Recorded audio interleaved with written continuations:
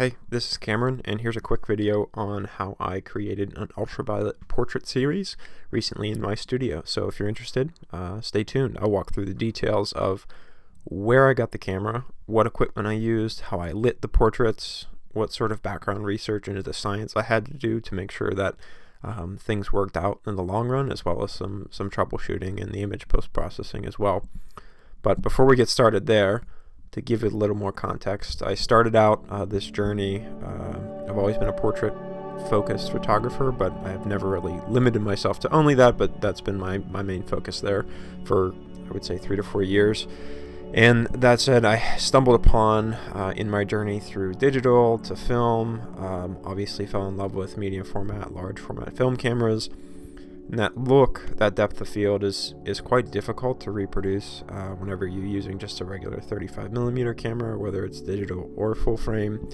And there are some available medium format digital backs that are commercially available, but typically they're quite cost prohibitive. They're in the order of, I would say, like $10,000 to $30,000. You're looking at your Phase 1 backs, your Hasselblads, etc. Even the Fujifilm can get up there, although it is a more budget-friendly option. And I'll put a video out soon, actually, with my review of the Fujifilm GFX 100S. But I happened upon a Phase 1 H20 digital back, so you're seeing me use it and kind of work through things with my buddy Jake in the studio. I initially wanted to set up a small shoot just to test and work out some of the kinks of shooting, because you actually have to shoot the camera tethered, which means you're connecting data output from the camera back into your computer. Computer is rendering it through a software of some sort. Here I'm using Capture One, and being that I think it was released in the early 2000s, so it was before I was in middle school. This camera back is a CCD sensor versus CMOS, so I'll throw a little graphic up to show sort of the difference between CMOS and CCD. But CCD is traditionally sort of thought out as more quote-unquote film-like in the way that it renders color and accepts light. I personally prefer it, although it has like slower autofocus, some image processing issues, you're stuck at lower ISOs, what have you. I think if you go at it from a very focused point of view, you get some really stunning results. So the Phase 1 back itself, H standing for Hasselblad, it was originally meant to be stuck on a Hasselblad 120 film camera, and obviously the sensor is square to reflect that. It is important to note that the film back does not cover the entire ground glass or focal plane of the camera. So here I'm on an RZ67. I'm not shooting, RB67. I'm not shooting a 6x7 negative. I'm shooting a 1x1 inch square that represents a fraction of that original surface area. So it is actually still less detailed than medium format, but we're getting there in terms of quality. So this shoot with Jake turned out really, really nice. I had a difficult time initially metering because instead of having the 2-3 stops of wiggle room in terms of dynamic range that you would normally expect with a digital camera, this CCD sensor really misbehaves if you're even maybe a stop and a half above or a stop and a half below. So you really have to nail that exposure, and I think the results reflect that. I'll post some of the images from my shoot with Jake. I think they did fairly well when I posted them on Reddit, and I'll link to that in the description below as well. But really natural skin tones, again, something if I didn't know, I would have assumed it's Portra 160, something like that. And that pretty much cemented my belief that this is the camera that I wanted to use for this test. So that being said, went about planning this out, looking around for materials. UV photography is particularly difficult because traditionally you're required to use a full spectrum camera, and a full spectrum conversion can cost in the order of maybe like $700 to $1,000, and then your camera you have to reconvert it back, so you'd have to pay twice that amount basically if you converted your camera, didn't like it, and had to go back. So I was looking for options where I wouldn't have to deal with that, And this medium format CCD back, whether it's, I'm not really sure if it's early 2000s light filtering not being as good as the physical sensor filters that are on modern CMOS cameras, or something inherent to the CCD itself. So if you have a better idea than I do, feel free to comment below. Long story short, it actually accepts a lot of the UV light and higher energy end of the light spectrum. And again, I'll toss a light diagram up on the screen. So if you're not familiar with it and you fell asleep in high school physics, light is part of the electromagnetic spectrum, goes all the way from like gamma radiation down to radio waves. UV is the higher energy option outside of visible light, and infrared is the other. Again, I might have infrared projects kind of coming in the future, but this project is focused solely on ultraviolet. Luckily, UV light is, again, high energy, so you don't run into any barriers about like stimulating the film or having that particular sensitivity in the infrared range, which is where films like aerochrome or early infrared are available. Almost all the films are going to be UV sensitive just because it's such a strong, powerful energy source that comes from the light and it's going to stimulate the film.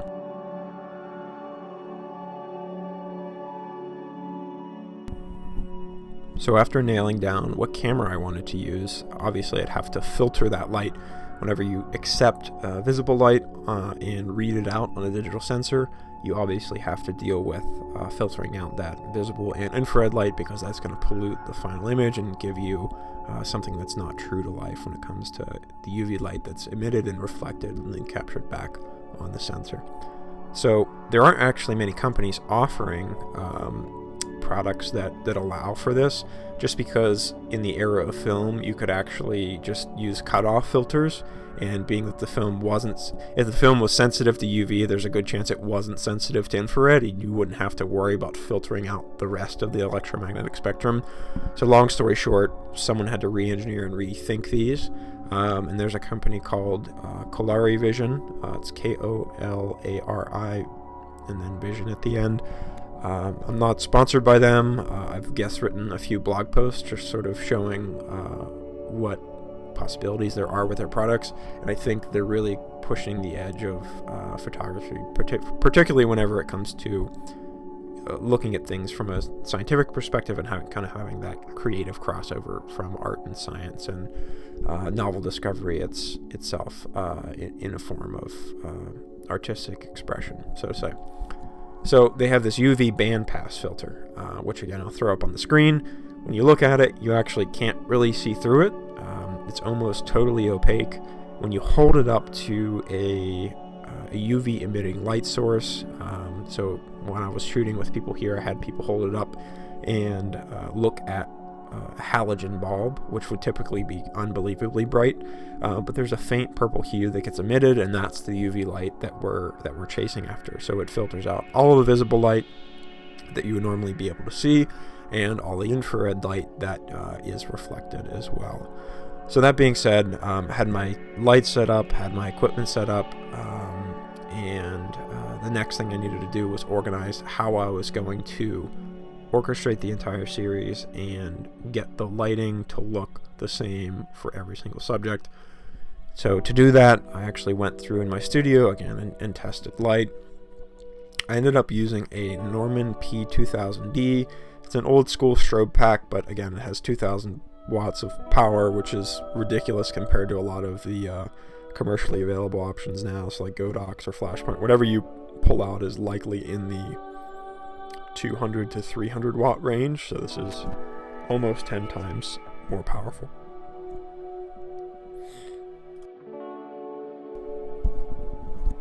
Another thing to remember when you're shooting in UV or infrared is your lens selection is extremely important. So most modern lenses have coatings that block out UV or infrared light in order to increase overall image quality. It's less of an issue with vintage lenses, but unfortunately there's not a lot of great documentation on which lenses have which coatings and how strong the coatings are, so you're really going to have to test things for yourself.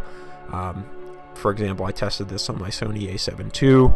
with a modern lens, and even at like ISO 3200 could not get a latent image that would work. And on this phase 1 back, I'm shooting at ISO 50 and have absolutely no issues getting an image. So really that light filtering through the lens is a really big differentiator with respect to how things are set up with this series. So I went where everyone goes, on Instagram, to ask some friends, fellow models, people who had been following me, to participate in this series. And thankfully, I'm very grateful to have such a great group of people that have come out and support me and sort of buy into my ideas. And I think the final images really turned out well. I wanted each image to feel unified in that creatively it looked like they were all part of the same project. So I had people come in, again, since it's UV and we're looking for that skin focused reflectance in the way that our skin reflects light. Had everyone pretty much just bring in favorite necklace, piece of jewelry, earrings, what have you, and that sort of through people's personal taste in jewelry or accessories of some sort was how I allowed people to differentiate themselves within the space of using the same lighting setup and overall sort of image quality and feel. That turned out really nice. So in terms of how these images rendered, the UV light here is actually very representative of, if anyone else has seen a wet plate collodion image, which again I'll throw up on the screen. Those collodion images again are shot at ISO 3, ISO 1, whatever it may be, and they represent a sensitivity to the UV spectrum, and less so the weaker part or the red part of the spectrum in the human skin. So what that breaks down to being is typically you get a shade of gray. So red, orange, and yellow typically render as the same shade of gray, when in regular black and white film or photography, those would render as different colors and have a different representative value on the final image, which gives this unique look with respect to ultraviolet. So I really like that from a creative and also scientific angle. In terms of UV light, typically UV photography is very unforgiving in terms of people's skin quality, so it reveals blemishes, imperfections, sun damage over time. But I think most of the available stock imagery that I saw, it was all taken outside in super harsh sunlight, because typically with these filters you need a lot of light to have enough ultraviolet radiation to come down, stimulate the sensor, and then have the image you're looking for.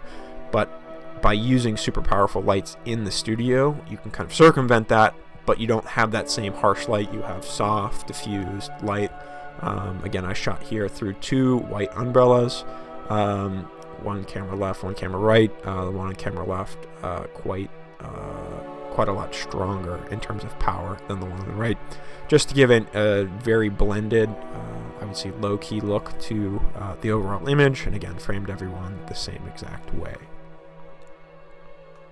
Next, I'm going to pick through a select few of the images that I took. Again, I had probably 25 or 30 people in total for this project, but again, of course I can't feature all of them. I walked through most of them quickly at the beginning of this video, so feel free to recap there if you're interested. But there were certain aspects that I wanted to call out that I thought were really cool. So the first one being that ultraviolet light actually changes the way the skin is actually rendered. So in terms of when the human body gets hit with UV light, we have a ton of different metabolic processes, protective processes that are in order to, one, stimulate cell growth and regulate a lot of different activities, but also protect us from DNA damage and whatnot from the ultraviolet light.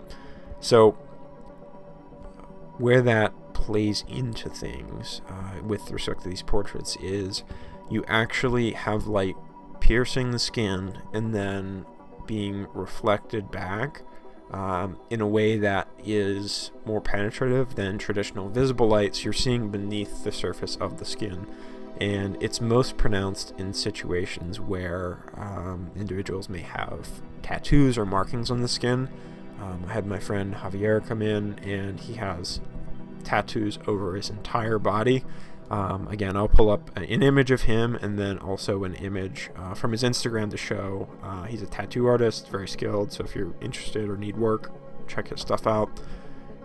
They basically disappear, which is absolutely amazing in my eyes. It was the first time where I sort of had that childlike sense of wonder as to the tool that was sort of in my hand. I didn't expect it. I shot it, and initially I sort of rubbed my eyes thinking, oh my, I made a mistake, something went wrong, the light didn't go off, the back was malfunctioning, whatever it may be, and that simply wasn't the case. So this effect wasn't universal, I would say. I'd say for less dense, darker colored tattoo ink, it typically made it disappear, or at the very least lightened it. I would say blue ink, so I'm not really sure what the details of tattoo dye are. If someone knows what chemicals are in blue tattoo ink, I hope it's not cobalt, but it's likely something blue, blue metal of some sort that's embedded in the skin. The blue ones actually stick out pretty well and don't disappear, so there has to be something going on in the chemical science side of things. So that was the first thing I noticed: tattoos disappearing or changing their shape, structure, whatever it may be. Next thing was the light that was coming in and hitting things like sunglasses and regular glasses was hitting off of the UV light coating in the glasses. So again, I'll throw up an example of what look like regular glasses, and you hit them with UV light, they're going to reflect back, and what it's doing is reflecting back a transformed version of that light. So whenever it radiates back out, you're getting a different wavelength coming back and hitting the camera. So traditionally in UV photography, you'd be stuck with black and white, or basically a representation of light and dark. And here we have light, dark, and color to some degree. So this isn't strictly UV, but it's UV and UV adjacent, in that we get deep purples and violets, as well as some really, really, really bright and deep blues. And they're right next to each other on the color spectrum, so that's, again, to be expected, but there's really cool transformations there. You'll also see it in contacts that have UV elements in them, and I think that's a really cool area as well. Certain people's eyes actually reflect that light, and it's emitted back out again in that nice, almost like alien blue tone. And I'd be really interested to kind of experiment and see, and potentially do some macro work with this as well, given that the overall appearance of the eye is very differentiated from what you would normally expect. Number 3, in terms of what I noticed in shooting these portraits, was that people's skincare routine was actually on display. So you'll see some of the subjects that I had set for these portraits had very skincare routines that were on point, so to say, and that was reflected in being able to see their facial moisturizers and how those moisturizers with UV blocking elements actually blocked some of the UV light and again transformed it, and we're seeing a change in shade and a change in color whenever that UV light hits the lotion that's applied to the skin versus the skin on the rest of the body. You'll see these like blue-violet sort of masks on some of the subjects' faces, which I will pull up, and those represent people who have a particular facial cleanser or lotion or moisturizer on their skin that blocks UV light. So again, another cool element. And the fourth and final thing was just the overall rendition of skin tone and how it varied across people with different backgrounds and general skin complexions. So with some people, you have this like steel surface that's very flat overall in terms of tone, but still punchy and contrasty whenever you hit it with that studio light. Others, again, revealing freckles, revealing sun damage, revealing a layer and structure of the skin that's typically not seen with visible light. And again, some people render the way you expect them, and some people pop out, and a wonderful surprise happens in terms of what direction you thought the image would go. Finally, to summarize, we've pretty much covered all the details on how this lighting setup was Orchestrated, where I got the UV bandpass filter, the lens, the light, the back for the camera, how I tethered it to the computer. Again, in terms of post-processing, these all just went through Capture One, same white balance, same exposure, same film curve, same everything.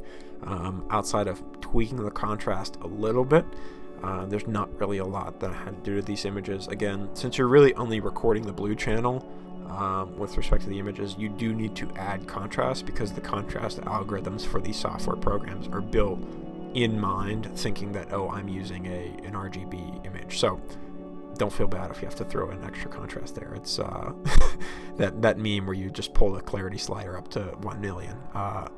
But really. So that being said, as a little bonus, I shot some film. So I thought, hey, why not give it a shot? There's no data on ultraviolet photography with modern films. So I worked with Kodak Portra 160, Portra 800, and shot some slide film as well. So Ektachrome 100 and Provia. Unfortunately, with the slide film, you needed a little bit more exposure. It didn't have the dynamic range you needed to actually get the result that I wanted. If I did it over again, I would reattempt to use it. I was about 2.5 or 3 stops below the proper exposure with the slide film, albeit the Ektachrome had a stop more range in the UV sensitivity than the Provia did. So that's something I'll probably keep in mind moving forward, and I'll use more lights. So right now in this video I only had one P2000D strobe pack, but now I have 6. So that's something I might revisit and give a shot. So those lights play a really big difference in whether the film is actually able to be stimulated. That being said, the other cool part was with the Portra 160 and 800, obviously those are 2 very different films, but they essentially rendered the same exact images with the UV light, which may be puzzling at first, but when you think about the science behind what ultraviolet light is, it's high energy light source that's responsible for the bulk of the energy stimulation from most films. Whenever you're taking a picture outside or in the studio, that plays a really, really big part, and it actually dominates the film curve. That's sort of my hypothesis. And when those latent images are exposed and then developed, you've essentially hit them with the same stimulus and they have the same base. So it's not really a surprise that you get the same result, even though there's a difference in ISO, because ISO is really only relevant whenever you're thinking of red, green, and blue images or standard daylight, visible light images that you're working with here. So we're outside of the bounds of traditional rules of measure. You have to keep that in mind. So always sort of approach things lightly. Don't be afraid to experiment. You definitely have to light test in these situations, and overall I think the results speak for themselves. So I'll throw in a little video at the end of this to show some of the steps that I walked through actually making some RA4 prints. So these are color darkroom prints with the UV photographs that I took. I still have to make some more. I just made one as a test. And overall, again, really happy with the images. If you have any questions, want to know more details, feel free to DM me, comment on this video. If you enjoyed the work and are interested in portrait topics like this, or scientific or creative photography in general, please subscribe to the channel. I'd love to have you. And outside of that, have a great day. Thank you.